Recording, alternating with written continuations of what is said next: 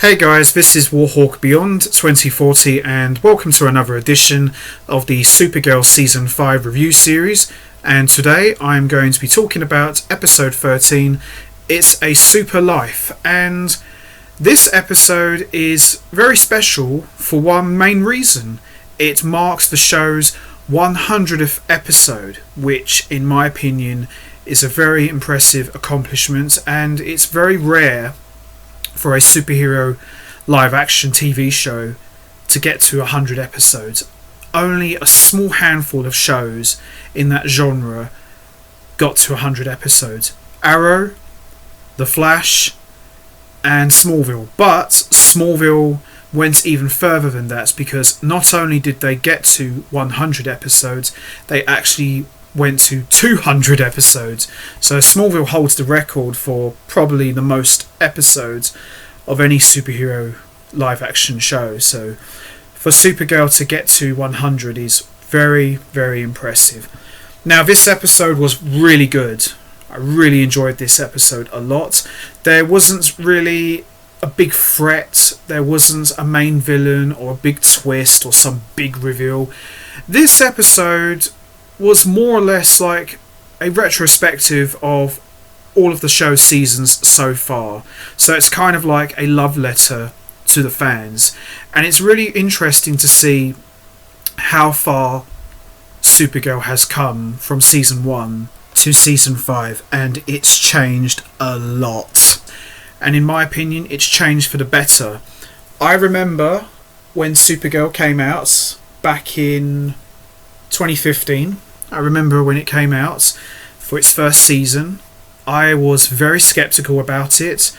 The idea of Superman's cousin having her own solo show without Superman involved, I wasn't sure if they could make it work, because no disrespect to Supergirl, I initially thought she's not strong enough to carry her own show. No Superman, not interested.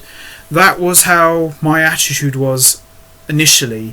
And I had no interest in seeing it because I just felt it was silly. And what got me into the show was I was a big fan of The Flash at the time. And when they made the announcement that The Flash was going to team up with Supergirl in an episode, which was called World's Finest, my initial reaction was, yeah, they're only doing this because Supergirl's not doing that well, so they need a bit of extra pulling power. So I thought, well, there might be a reason why the Flash shows up on Supergirl's show. So I thought, well, I'll watch it, I'll give it a chance. Anything to do with the Flash, I'm right there. So I watched it, and just watching it, I was absolutely blown away by how good it was. It was a lot of fun. The chemistry with Melissa Benoist and Grant Gustin was top notch, and I like the idea that Supergirl and the Flash meet each other and become best of friends. It was almost like a throwback to the old golden age / silver age of the comic books, where two heroes would meet each other for the first time and they just become friends straight away, instead of the more recent take where heroes meet each other and they fight each other, which always makes for a good story depending on who the two heroes are. But I'm glad they went back to the old roots, so to speak, and it was a lot of fun, and it was a bit cheesy, but it was good cheesy, you know, seeing Flash calling Supergirl Girl of Steel and Supergirl calling the Flash Scarlet Speedster, which is a shout out to their nicknames in the comic books. So it was a lot of fun. So I decided that, you know what, I'm going to give season 1 a chance. I'll watch it. You know, if this was a good episode, then the whole show must be. So I watched it, watched a few episodes, then downloaded the entire season and watched it on the plane while I was going on holiday. Really enjoyed it, so I went out and bought season 1 on DVD, and I absolutely loved it. I thought season 1 was really, really good. I really enjoyed it a lot. Even aside from the Flash crossover episode, it was really good. There were a couple things I did question, but overall, I thought it was a really good show. I thought season 1 was really good. Season 2 was a bit of hit and miss with me, especially with Alex's dilemma thing that was going on. Wasn't a fan of that. But there was good episodes. Season 3, I've said quite a few times, I felt season 3 was a real game changer because they had Rain as the main villain, and in my opinion season 3 is probably my favourite season. It was dark, it was gritty, hard hitting, everything that season 2 and 1 wasn't, and it was fantastic. And I felt that's when the show kind of shifted from being a very light-hearted, girly kind of show to a real superhero, badass kind of show. And I really loved season 3, and a lot of the credit goes to Rain. She was an absolute amazing villain. To me, Rain is Supergirl's answer to Doomsday. She was phenomenal. What a badass, and I absolutely loved her. Season 4, I did a one-off review for season 4 about maybe over a year ago, and back in 2019 that was. Season 4, absolutely brilliant, and in my opinion Supergirl broke the season 4 curse for the Arrowverse. It was a great season from start to finish. You had the Elite with Manchester Black and Hat, and you had Agent Liberty, who was played magnificently by Sam Witwer of Smallville. You had John Cryer, who was casted as Lex Luthor, and he turned out to be the best thing about season 4. I was absolutely frightened about John Cryer being casted as Lex Luthor. I thought it was going to be absolutely stupid, but worse than Jesse Eisenberg's, if that's possible.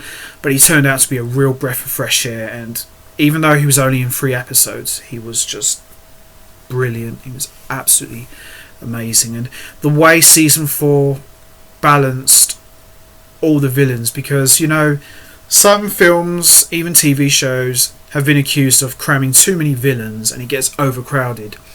Spider-Man 3, I'm looking at you. But the way Supergirl did it was able to balance all of these different villains, but it all made up one big picture. And of course she had the Red Daughter as well. She was a villain as well. Melissa Benoist really showed off her acting chops playing a villain / clone of Supergirl. So lots of villains, but very well balanced, and it all made up one picture, as I said already. Now, season 5 so far has been very good, and I've really been enjoying it so far. Hasn't been a dull episode yet. Now, the title for episode 13, It's a Super Life, is a reference to an old classic Christmas movie called It's a Wonderful Life.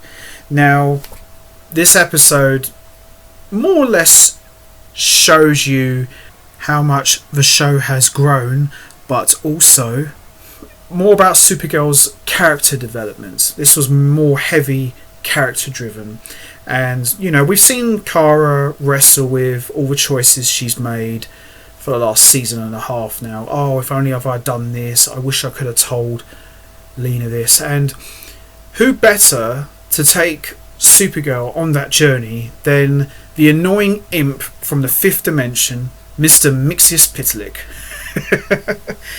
Yep, Mxyzptlk was the catalyst for this episode. He was more like a guide. He wasn't really the villain. He was more or less showing Supergirl what her life could have been like if she had done this. So this was a hell of a ride, and there was lots of callbacks to previous seasons. We even got some surprise cameos from old cast members who showed up, little shout outs here and there. But yeah, this was a real good episode. And would I say this was the best episode of season 5? Possibly, but I know there's more good episodes in this season, but this one comes pretty close. If it's not the best episode of season 5, it's certainly in the top 5 or 3 at least. So anyway, enough about that. Let's not waste any more time. Let's get right into it. Let's talk about Episode 13. It's a Super Life. So, this episode kicks off with Mxyzptlk showing up at Kara's door, and she lets him in. Mxyzptlk explains that his previous form was the one who was trying to constantly impress her.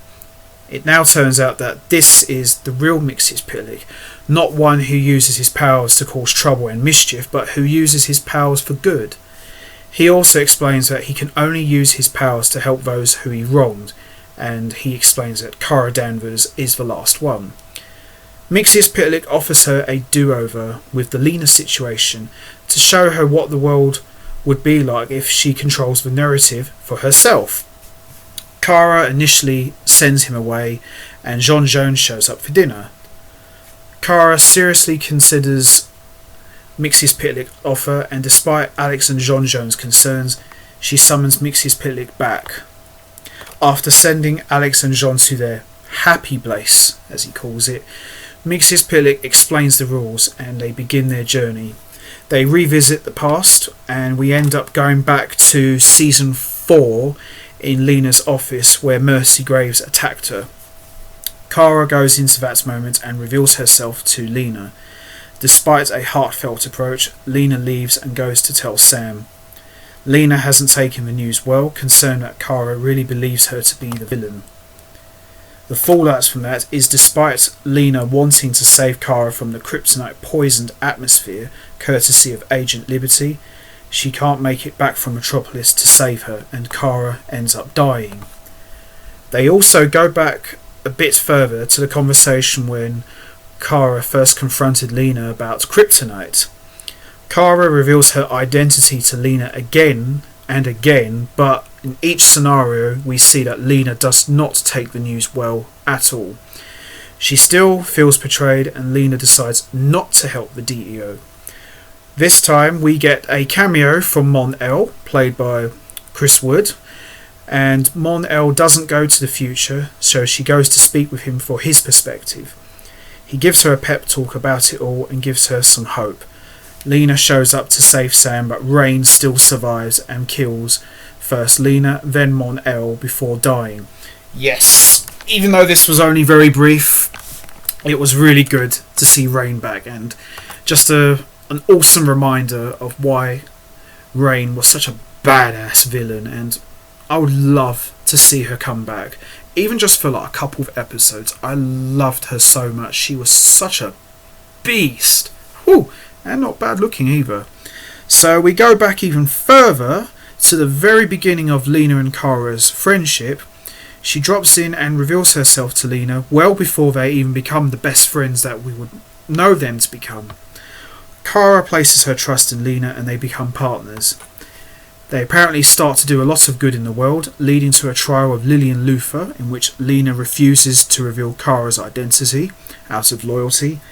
But in this timeline, we see Ben Lockwood's father opens a cult of Rao Church, resulting in his whole family killing themselves because they believed Supergirl would save them. Lena is kidnapped by Lockwood, and Supergirl has to reveal herself or Lena dies. Now, Sam Witwer, great actor, great to see him back, and Sam Witwer, he can play a villain like you've never seen before. He was tremendous in Smallville. Bit of a weird payoff with him, as we all know, but I really felt that he really got his teeth into Supergirl when he was the main villain, and seeing him as Agent Liberty, he was just a real badass. And I remember a friend said to me that if he couldn't play a villain, I would love to have seen Sam Witwer play Bruce Wayne for the Arrowverse. And I agree, he could have been like the Arrowverse's Christian Bale, because he's such a fiery actor, and he really gets into his character, he really gets into the role, and yeah, he was a monster in this scene, and it was great to have him back. We then see Win, Jeremy Jordan, is back. Yeah, great to see him back, and Win gives Supergirl a pep talk and convinces Kara to reveal her identity at a press conference. Yeah, this doesn't always go well, if anyone knows comic book history. She saves Lena, but it all results in all of her friends and Cat Grant being murdered by Agent Liberty. So what we're seeing here is, no matter the situation, no matter the scenario, Mixius Pitlick is showing Kara that no matter how many times you reveal your secret identity, there's always a price, there's always a consequence. So there are feel-good moments in here, but this is more or less showing Supergirl that this is what will happen when you make this choice, and this has been really good so far. Realising that there is never a good time to tell Lena, she decides to see a world in which she and Lena were never friends at all, and this is where things get really good. The world seems pretty bleak, and Kara decides that she just wants to leave, but Mixius Pitlick's powers suddenly do not work. They're stuck, and in this world, Lena rules the world, and she's kind of like this evil overlord. Think of Brave New Metropolis. Anyone who remembers that episode from Superman the Animated Series, you know what I'm talking about. Kara and Mixius Pitlick are saved by Dreamer and are taken to the tower. Lena is a dictator in this world, with Supergirl declared a terrorist. Interesting. It turns out that when Lena first came to National City, Lex Luthor's assassination attempt left her injured and she came back a monster. Lena is also using fifth-dimensional powers to power her technology. Wynn has an idea of how to get Mixius Pitlick some powers via Hat. So that's where Hat's powers come from. Hat, who is a member of the Elite, stole Mixius Pitlick's hat, and he was able to get the fifth-dimensional powers for himself. So I'm glad that bit was cleared up. We also see Rain and an evil Brainiac 5 show up. So we see in this possible timeline that Hat, Rain, Brainiac 5 are all like working for Lena Luthor, and it's pretty messed up. A fight ensues and Supergirl goes to get Lena.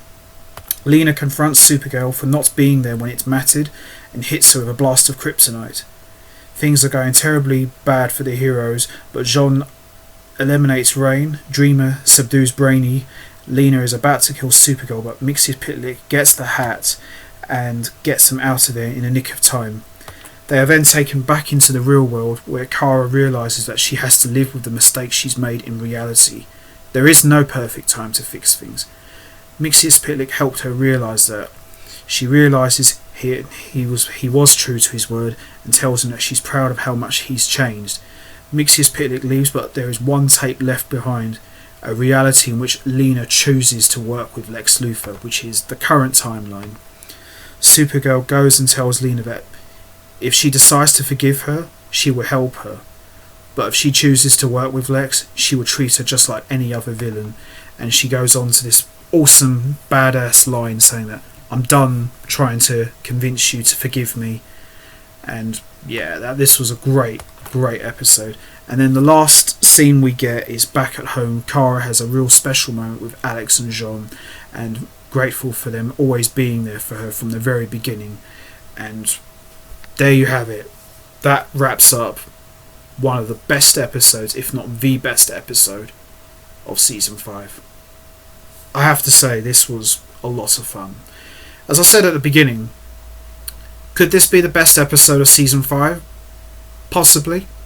Although there are good episodes in this season as well, so I will get to them momentarily and, make my mind up there. But yeah, this was really good. I really enjoyed this a lot. I like the idea that there is no actual main villain. There's no threat that Supergirl has to overcome. It's just more or less showing her the journey that she's been on and all the choices she's made. And it really shows you just how much the show's changed. And as I said at the beginning, for the better. But yeah, this was a really good episode. I really enjoyed this a lot. So, with that all said, I'm going to wrap this up now. What did you think of It's a Super Life? Was there any favourite moments that you had? Do you think Mixius Pitlick is right that no matter what choice Kara makes, there's always going to be consequences? What's your thoughts on Lena Luthor turning bad regardless of Kara telling her the truth about her secret identity? You know what to do, guys. Hit the like button, hit the subscribe button, leave your thoughts and comments down below, and I will be back next time for another edition of the Supergirl Season 5 review series, where I'll be talking about episode 14. So till next time, take care everybody and stay safe, and congratulations to the show for reaching its 100th milestone.